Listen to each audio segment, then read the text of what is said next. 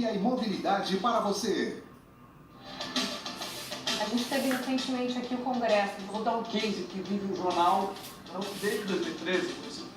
O câncer de mama. A entrega desse estudo, cerca de 2.500 pessoas participam. Ela tem que ter essa informação e eu fiz. Olá, boa noite. Hoje o ND fala sobre criança, adolescente e projetos sociais. E sobre isso eu converso com a presidente do Conselho Municipal dos Direitos da Criança e do Adolescente de São Vicente, Nayeli Carmo. Boa noite, Nayeli, bem-vinda. Boa noite, obrigada. E também com o jornalista Jamir Silva. Boa noite, Jamir, bem-vinda. Boa noite, é um prazer estar aqui. Bom, vamos começar o programa, então, explicando um pouquinho para as pessoas o que é o CMDCA, como é que ele funciona, como é que aconteceu esse conselho. Então, como você mesmo falou, o CMDCA, né, essa sigla compridinha, é o Conselho Municipal dos Direitos da Criança e do Adolescente.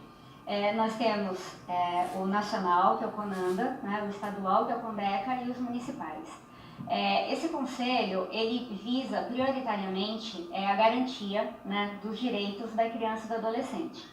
Então, garantir, fortalecer, né, todos os projetos, sejam eles executados pela sociedade civil ou pelo próprio governo, no nosso caso a prefeitura, né, todas as políticas públicas voltadas à criança e ao adolescente. O Conselho ele fortalece esse processo, né, através dos seus membros, que são todos extremamente ativos e participantes, e de forma paritária, né? Então, metade do Conselho é formado por membros da sociedade civil e a outra metade por membros do governo, ou seja, da Prefeitura de São Vicente, né? Então, são uma parte indicados pelo prefeito, e a 50%... Isso, 50% indicado pelo prefeito e 50% das entidades, né, das organizações sociais do município da nossa cidade, que estão devidamente registradas, né, no nosso conselho.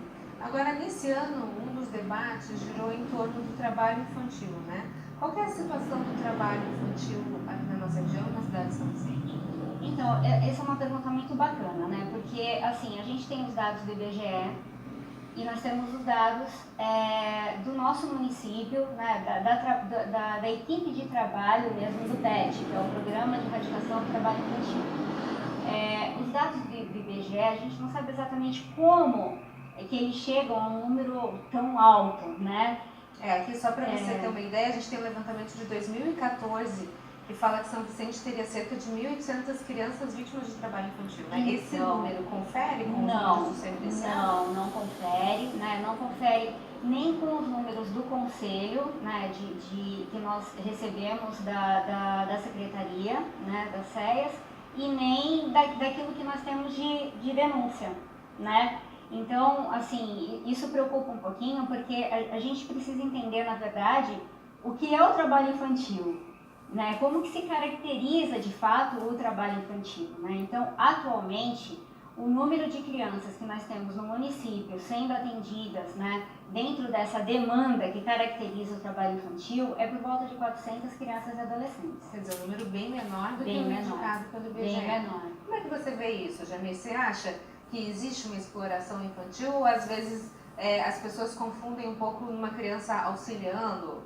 os pais ou fazendo uma tarefa doméstica, por exemplo, como trabalho infantil? Infelizmente, a gente nota assim, que ainda há muito esse abuso assim, dos pais, ou às vezes os pais estão trabalhando, a criança se evade da escola, sai de casa para praticar algum trabalho. Isso a gente vê muito isso aqui, principalmente aqui na Baixada Santista, muitas crianças nos semáforos, muitas crianças fazendo malabarismo, né? Isso preocupa muito, porque a criança está ali desprotegida, né? E a gente sabe assim, que as prefeituras, os conselhos investem muito em divulgar para que as pessoas não dê esmola, não incentive, não alimente o trabalho infantil, né? Mas assim, é preocupante, né? Mesmo que o número seja pequeno, né? Mas aos olhos da sociedade, das pessoas que se preocupam, ele se torna assim um número grande, né? E até eu comentando com um amigo meu esse tempo atrás, vendo umas crianças fazendo malabarismo, né? Eu falei assim, pô, por que então, né? É uma crítica construtiva. Por que então as prefeituras não façam um modelo de uma escola de arte? Pega essa criança que tem algum dote, que a gente vê eles fazendo malabarismo, e tente capacitá-las, né? Assim, uma escola de circo, alguma coisa nesse sentido, né? Porque a gente nota, a criança tem alguma aptidão, por que não aproveitar? Né? Mas aí existe a questão do dinheiro, né, Naeli? Exatamente, é o que eu ia falar. Nós temos, né, São Vicente, inclusive eu vou responder para São Vicente, né, durante um bom tempo, aí, durante alguns anos, teve a escolinha de circo, né, pela prefeitura, inclusive.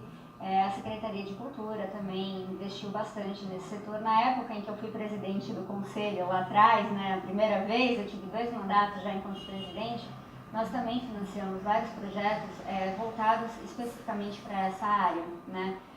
Mas o problema é assim, a criança ela vai para a escola, ela vai para a escolinha de circo, ela procura as oficinas culturais, né?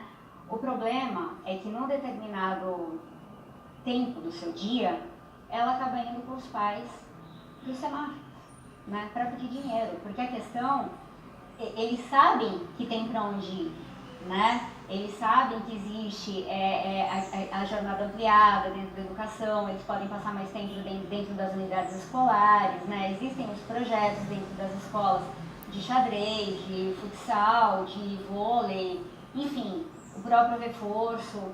Só que muitas vezes é mais interessante a rua por conta do dinheiro, né? Do que estar efetivamente dentro de um projeto, participando de algo que é para a idade dele, que é construtivo, Como que é convencer pedagógico. essa família dessa necessidade de troca? Pois é, aí entra essa questão que está sendo muito discutida, né, hoje em dia, que acaba tendo como um ponto de partida até para a gente discutir a questão família, né? A convivência familiar, né? Como que isso está sendo dentro da sua casa, né? Muitas vezes a gente acaba pegando crianças e tendo contato com crianças ou adolescentes que estão fazendo malabares que os pais nem sabem. Sim. Né? Mas isso é um índice pequeno. A maior parte os pais sabem e precisam. E acha que às vezes utiliza da criança porque existe... Exatamente, porque na verdade é um a mais para colocar a paçoquinha, é um a mais para vender a bala, a criança sensibiliza entende? também, né? E O a motorista criança mais do que um também, adulto sim, pedindo sim, dinheiro. com certeza, né? E você perceba a diferença. Quando eles estão ali com a paçoquinha, com a jujuba, com a bala, que coloca ali no carro, você pode sempre ter certeza que tem alguém da família ali, ou é o pai, ou é um irmão mais velho, ou é a mãe. A gente já teve essa percepção também. Quando eles estão fazendo malabares, que eles estão com limão ali, eles estão sozinhos. Ah, então existe uma diferença no Existe trabalho. uma diferença, inclusive, no trabalho, né? Então, isso é uma discussão muito longa. A gente tem, inclusive, um fórum, dia 11 agora de dezembro, em São Paulo, do PET, do Programa de Erradicação do Trabalho Infantil, porque é uma discussão muito grande, é muito sério, né? O PET, ele vem numa linha muito ali cruzada com a questão da exploração sexual, né? De criança e adolescente, acontece. E isso acaba trazendo à tona, né, a questão da família, né? Como que essas famílias estão estruturadas, né? Porque se você vai para o Nordeste, por exemplo, o índice é muito maior de exploração sexual. Sim. Né? Agora, não, na Baixada não tem? Tem muito, né? A questão do Porto, enfim. Oportunidades que tem infelizmente oportunidades, a sim, cidade oferece. Oferece, né? Então isso é uma discussão muito grande, principalmente dentro do Conselho. Aliás, o Conselho, a gente sempre fala isso, né? É o espaço para discutir a política mesmo de criança e adolescente. No próximo bloco a gente continua a falar sobre políticas públicas para crianças e adolescentes. Nós voltamos em instantes. Até já.